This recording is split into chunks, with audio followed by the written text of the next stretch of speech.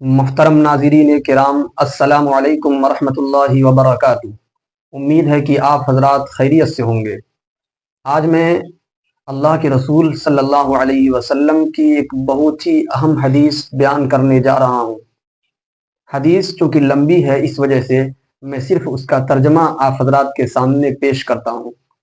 حضرت عمر بن الخطاب رضی اللہ عنہ فرماتے ہیں کہ ہم رسول اللہ صلی اللہ علیہ وسلم کی مجلس میں بیٹھے ہوئے تھے کہ اچانک ایک شخص آئے اور آگے بڑھتے چلے گئے، یہاں تک کہ رسول اللہ صلی اللہ علیہ وسلم کے بالکل گھٹنوں سے گھٹنے ملا کر بیٹھ گئے، یعنی آمنے سامنے بیٹھ گئے اور اپنے ہاتھوں کو رسول اللہ صلی اللہ علیہ وسلم کے رانوں پر رکھ لیا۔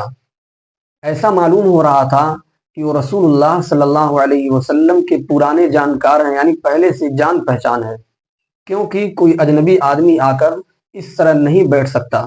اللہ تبارک و تعالیٰ نے رسول اللہ صلی اللہ علیہ وسلم کو فطری طور پر ایک روگ عطا کیا تھا، کسی کی ہمت نہیں ہو سکتی تھی کہ وہ اس طریقے سے رسول اللہ صلی اللہ علیہ وسلم کے سامنے جا کر بیٹھ جائے۔ چنانچہ سب لوگ دیکھ کر حیرت زدہ تھے کہ آخر یہ آدمی کون ہے۔ آج کل تو ایئر کنڈیشن کا زمانہ ہے، آدمی دور دراز سے سفر کر کے آتا ہے تو ایسا محسوس ہوتا ہے کہ ابھی نہا دھو کر کپڑا پہن کر گھر سے نکل رہا ہے، لیکن یہ اس زمانے کی بات ہے جب لوگ پیدل سفر کیا کرتے تھے، اور سفر کرنے کا مطلب یہ تھا کہ کپڑے بالکل گندے ہوتے اور بال گرد آلود ہوتے، گرد سے بھٹا ہوا ہوتا تھا، لیکن ان کے اوپر کوئی گردہ نہیں، بال بالکل کالے تھے اور کپڑے بالکل سفید تھے۔ یہ دیکھ کر تمام لوگ حیرت زدہ رہ گئے۔ حیرت اس وجہ سے تھی کہ اگر یہ مسافر ہیں تو ان کے کپڑے پر گرد و غبار کیوں نہیں ہے، اور اگر کسی کو وہاں مہمان ہے تو انہیں کوئی پہچان کیوں نہیں رہا ہے۔ صحابہ کو یہ تجسس تھی، یہ تعجب تھا۔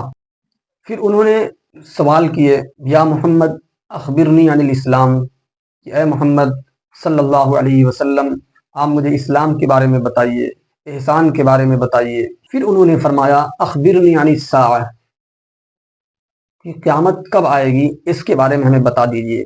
رسول اللہ صلی اللہ علیہ وسلم نے ارشاد فرمایا کہ جتنا آپ کو معلوم ہے اتنا مجھے بھی معلوم ہے، یعنی قیامت کے بارے میں مجھے علم نہیں ہے، جتنا آپ جانتے ہیں اتنا میں جانتا ہوں۔ پھر انہوں نے فرمایا کہ اچھا، قیامت کے بارے میں معلوم نہیں ہے تو آپ اس کی کچھ علامتوں کو بتلا دیجیے۔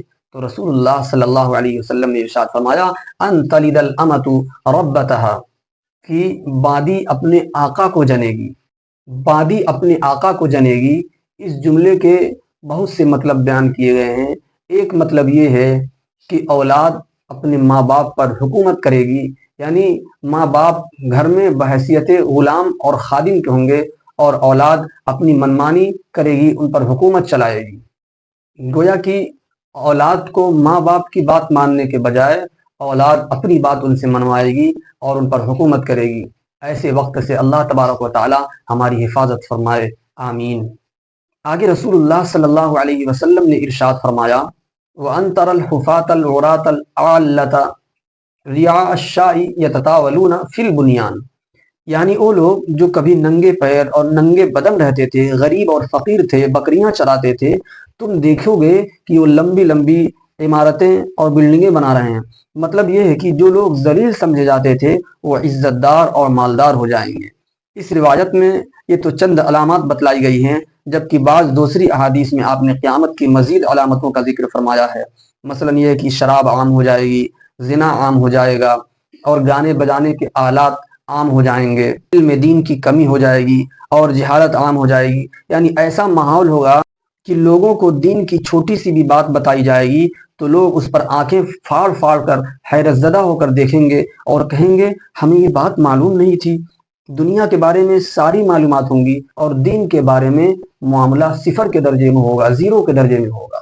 بہرحال جو علامتیں پیغمبر علیہ الصلاۃ والسلام نے ہمیں بتلائی ہیں، آج وہ ہماری نظروں کے سامنے ہے۔ آج سے 40 سال 50 سال پہلے ہمارے بڑوں کے یہاں جن کا تصور نہیں تھا، آج وہ سب باتیں ہمیں اپنی آنکھوں سے نظر آ رہی ہے۔ پہلے فواحش سنیما ہالوں تک محدود تھے، ٹیلی ویژن آیا تو گھر تک محدود تھے، ان کے اوقات بھی مقرر تھے۔ لیکن اب موبائل کے ذریعے سے ہر جیب تک پہنچ گئے ہیں، اور آج موبائل کا استعمال ضروریات کے لیے نہیں ہو رہا ہے، گناہوں کے لیے استعمال ہو رہا ہے۔ بہرحال جب یہ باتیں آپ علیہ الصلوۃ والسلام نے بیان کر دی تو وہ شخص اٹھ کر چلے گئے، کوئی تعارف نہیں ہوا کہ کون تھے، کوئی بات چیت نہیں ہوئی۔ حضرت رسول اکرم صلی اللہ علیہ وسلم سے بات کر کے چل دیے تو لوگ جلدی جلدی مسجد سے باہر گئے کہ دیکھیں کہ کون صاحب تھے، کہاں سے آئے ہیں، تو پتہ چلا کہ وہ تو غائب ہو گئے، زمین نکل گئی یا آسمان کھا گیا، پتہ نہیں کہاں چلے گئے، نظر ہی نہیں آئے۔ سیدنا حضرت عمر بن الخطاب رضی اللہ عنہ فرماتے ہیں کہ رسول اللہ صلی اللہ علیہ وسلم نے مجھ سے بعد میں فرمایا، یا عمر اتدری من السائل، اے عمر تمہیں معلوم ہے کہ وہ سائل کون تھا جو اس دن سوال پوچھ رہا تھا؟ تو حضرت عمر رضی اللہ عنہ نے فرمایا، اللہ و رسولہ عالم، کہ اللہ اور اس کے رسول زیادہ جانتے ہیں۔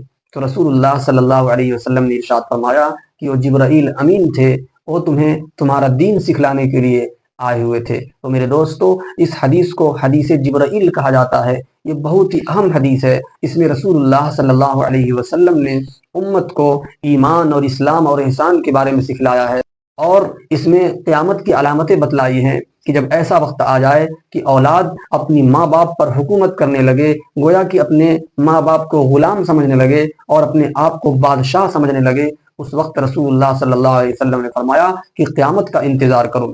ایسے ہی آپ نے فرمایا کہ لوگ بلڈنگیں اونچی اونچی بنانے لگیں گے اور ایک دوسرے پر فخر کریں گے، تو یہ بھی قیامتوں کی علامتوں میں سے ایک علامت ہے۔ آج آپ دنیا کا نقشہ اٹھا کر کے دیکھ لیجئے کہ کس طریقے سے لوگ بلڈنگوں کو بنا رہے ہیں اور ایک دوسروں پر فخر کر رہے ہیں۔